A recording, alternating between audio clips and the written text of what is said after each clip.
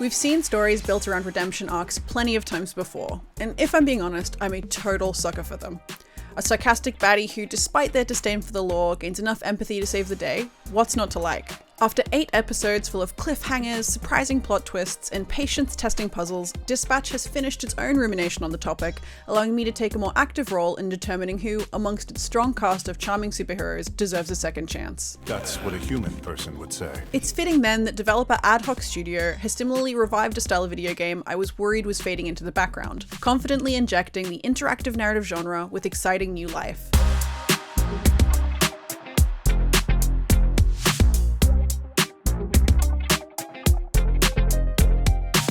Dispatch takes place in a captivating, bizarro Los Angeles, where superpowered beings, aliens, demons, and all manner of extraordinary humanoids coexist with regular people. As you can imagine, not every gifted being is benevolent, and many choose or are forced into a life of villainy. To help manage the onslaught of supers roaming the streets, an organization called the SDN has stepped in, launching an insurance-type racket that allows citizens to pay for the privilege of a powerful watchdog. Let SDN be your rock, so you can rock. One of the aforementioned good guys is our discerning protagonist Robert Robertson, otherwise known as Mecha Man, whose heroic aspirations are dashed when a rogue explosive renders his suit useless. In the aftermath, he takes on the role of a call center worker at a small branch of the SDN. That's not all though, as due to his lack of tenure, Robert is tasked with managing a group of barely reformed villains lovingly called the Z-Team, whose snarky attitudes and violent tendencies leave a lot to be desired. Across Dispatch's approximately 8-hour runtime, it's compelling to watch Robert grow in the wake of this sudden downgrade, experiencing the peaks and valleys of shift work. God damn it, you threw my noodles away? From start to finish, I found myself wholly invested in this plight, thanks to grounded, witty writing and heartfelt performances delivered by its sizable cast. Clean this shit up. Hey, losing all that weight don't make you better than us. Yeah. Chill out, Dad. I never had a dad. Dispatch is split into 2 distinct parts. Most of the time, you'll be chatting through beautifully animated cutscenes, picking between amusing dialogue options and completing QuickTime events like those seen in The Wolf Among Us or the Life is Strange series. Maybe it was a mistake. Maybe we should have given more of a shot. Certain decisions trigger a heart-pounding X-person remembered that notification at the top of the screen, which feels like a refreshing jolt of nostalgia in 2025. Oh, wow, I wasn't expecting it to go straight. Not every decision is as impactful as you might expect, and more often than not, my choices led to unique jokes or funny animations rather than game-shifting consequences. Did you eat my lunch? Crucially though, when the credits finally rolled, the ending I received felt true to my version of Robert. It says something that I'm keen to jump in again and see how other narrative branches pan out. The rest of your time is spent working at the SDN as a dispatcher, assigning superheroes to a variety of jobs. Using your mouse and your wits, you'll monitor a city map where hazard notifications periodically pop up with a timer alerting you to various situations the SDN needs to handle efficiently. Each hero under your command has a stat matrix similar to that seen in Pokemon. As a job appears, you'll receive a description, with the goal being to match your best hero, or in some cases heroes, based on their stats and personality. You know, people judge me when they first see me, but then they get to know me and they judge me even more. You'll be told very soon after whether you've passed or failed, with success earning you experience points that can lead to a permanent stat boost for each hero. Failure, on the other hand, can lead to your heroes getting hurt, or worse, being taken out of commission for the shift. That's on me. Managing their individual skill sets as multiple clocks tick down in front of you is a surprisingly stressful task that compelled me to lock in. On top of stat boosts, the Z-Team can also earn special skills that impact how efficiently you can operate. The superstar turned superhero Prism can use her powers of duplication to extend the timer on jobs, carving out precious moments to find a resolution.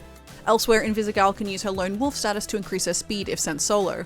All these moving parts compound over time and meld together well, creating a satisfying feedback loop that complements the complexity of the surrounding story without overwhelming you.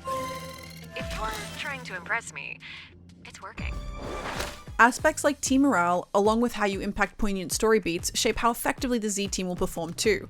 During one shift early in the series, the heroes are fighting against one another, hoping to avoid being cut from the team. This argumentative overtone bled into the dispatching minigame, with each member acting on their own accord rather than on my explicit orders. I suppose it'll be an interesting shift. While I was frustrated by this at first, hoping to overcome the challenge with my wits, these moments of disobedience did well to integrate the interactive segments into the overarching story, with Ad Hoc effectively conveying Robert's irritability by ensuring you feel it firsthand.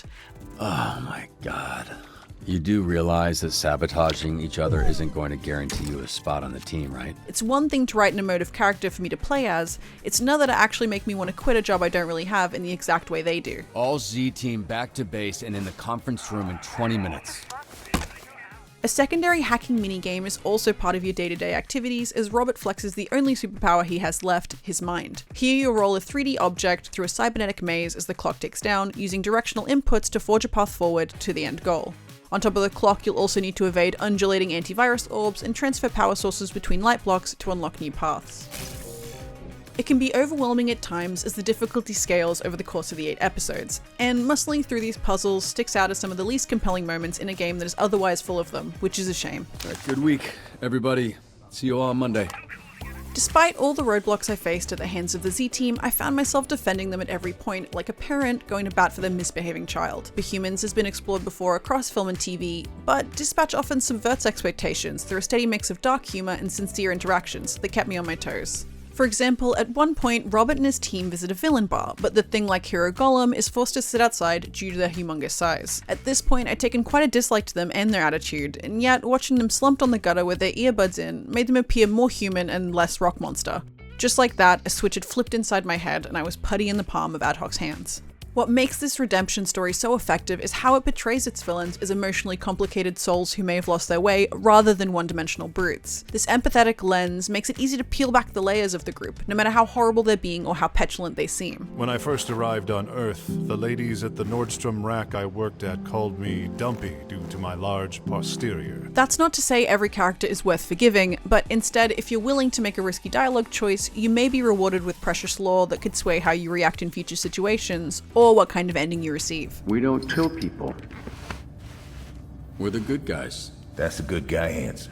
All this drama is delivered through incredible vocal performances that bring Dispatch's most profound moments to life with finesse, from the main cast of heroes to the background characters as well. Laura Bailey's Invisigal masterfully dances between bratty and sincere, often encouraging me to break the rules with their flirty, if not threatening style. I can do this all day. That's gonna be tough, because Blazer sent me to get you like half an hour ago, so... Erin Yvette, on the other hand, subtly switches between Blonde Blazer's heroic prose and dorky banter with sharp precision. Okay, whatever that was. Listen, Robert. Jesus. Anyway, you talked to Chase.